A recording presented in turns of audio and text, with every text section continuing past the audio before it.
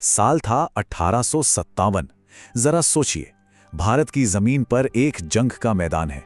चारों तरफ आग और तलवारों के टकराने की गूंज है और उस धुएं और शोर के बिल्कुल बीचों बीच घोड़े पर सवार, हाथ में तलवार लिए खड़ी है एक 23 साल की रानी। ये सिर्फ कुछ शब्द नहीं थे। ये उस वक्त की दुनिया की सबसे बड़ी ताकत, ब्रिटिश साम्राज्य के खिलाफ एक खुली चुनौती थी। तो चलिए आज बात करते हैं उस रानी की जिसने अकेले ही अंग्रेजी हुकूमत की जड़ें हिलाकर रख दी थी। ये रानी लक्ष्मीबाई की अमर गाथा है। उनका जन्म का नाम था मणिकर्णिका तांबे, लेकिन उनका बचपन किसी आम लड़की जैसा बिल्कुल नहीं था। जहां दूसरी बच्चियां गुड़ियों से खेलती थीं, वो तलवारबाजी और घुड़सवारी में माहिर हो रही थीं। और पता है उनके बचपन के साथी कौन थे? नाना साहब और तात्या टोपे। जी हां, वही नाम जो आगे चल के 1857 की क्रांति के सबसे बड़े नायक बने। सिर्फ 14 साल की उम्र में शादी हुई और वो बन गईं झांसी की रानी लक्ष्मीबाई। लेकिन किस्मत ने उनके लिए एक बहुत ही मुश्किल रास्ता तैयार रख रखा था।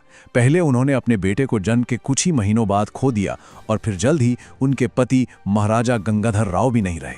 अब हालात देखिए, झांसी के सिंहासन पर एक युवा विधवा रानी, गोद में एक छोटा बच्चा और सिर पर एक ऐसे साम्राज्य का साया जो झांसी को निगल जाने के लिए पूरी तरह तैयार बैठा था। और यहीं पर कहानी में एंट्री होती है लॉर्ड डलहौजी की, जो उस वक्त भारत का गवर्नर जनरल था।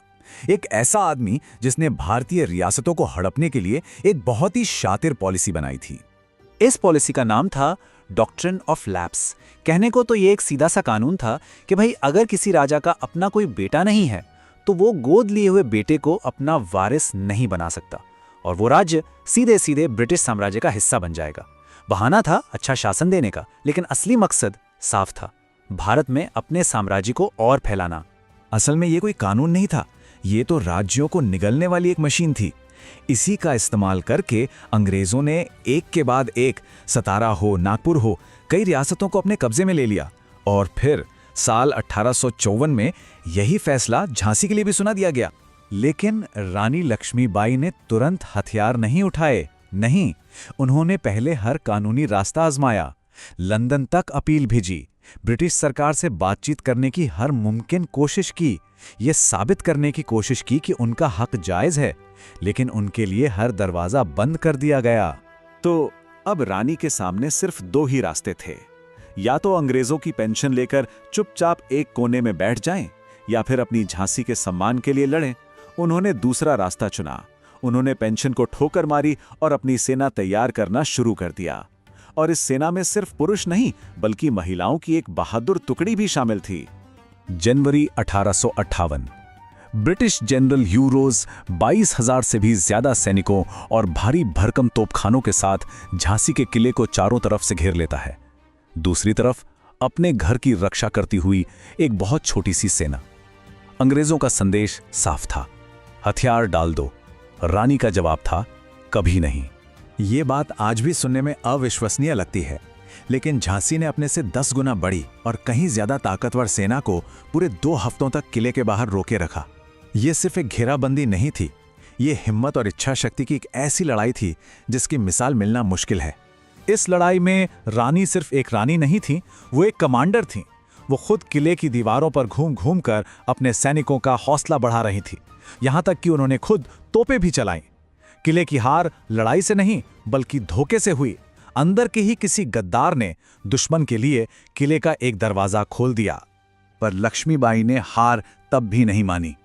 जब किला दुश्मनों के हाथ में चला गया तो उन्होंने रात के अंधेरे में अपने बेटे दामोदर राव को अपनी पीठ पर बांधा और घोड़े पर बैठकर किले की ऊंची दीवार से छलांग लगा दी। वो दुश्मन सेना को चीरती हुई वहां से सुरक्षित निकल गईं। उनका ये भागना कोई हार नहीं थी, ये तो जंग का अगला पड़ाव शुरू करने की एक सोची समझी रणनीति थी। उनका संघर्ष अभी खत्म नहीं हुआ था। उन्होंने क्रांतिकारी नेता तात्या टोपे के साथ मिलकर अपनी सेना को फिर से इकट्ठा किया। दोनों ने साथ मिलकर ग्वालियर के मजबूत किले पर कब्जा कर लिया ताकि अंग्रेजों के खिलाफ एक निर्णायक लड़ाई लड़ी जा सके।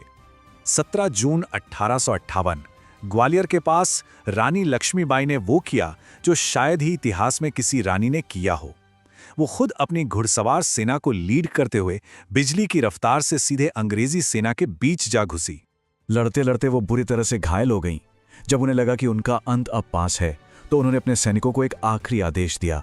एक वफादार सैनिक ने उनका अंतिम संस्कार वहीं उसी जंग के मैदान में कर दिया ताकि उनका शरीर कभी दुश्मन के हाथ ना लग सके।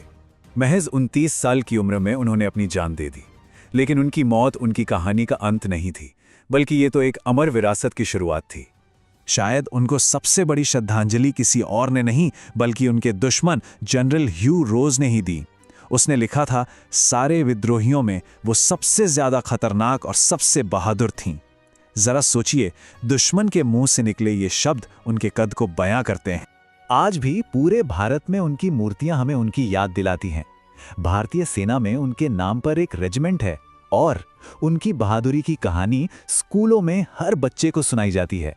वो अन्याय के खिलाफ अपने हक के लिए लड़ने का एक जीता जागता प्रतीक बन चुकी हैं। उन्होंने ये साबित कर दिया कि असली हार जंग हारने में नहीं है, असली हार तो बिना लड़े घुटने टेक देने में है। वो लड़ाई बेशक हारी, लेकिन उन्होंने आत्मसमर्पण कभी नहीं किया।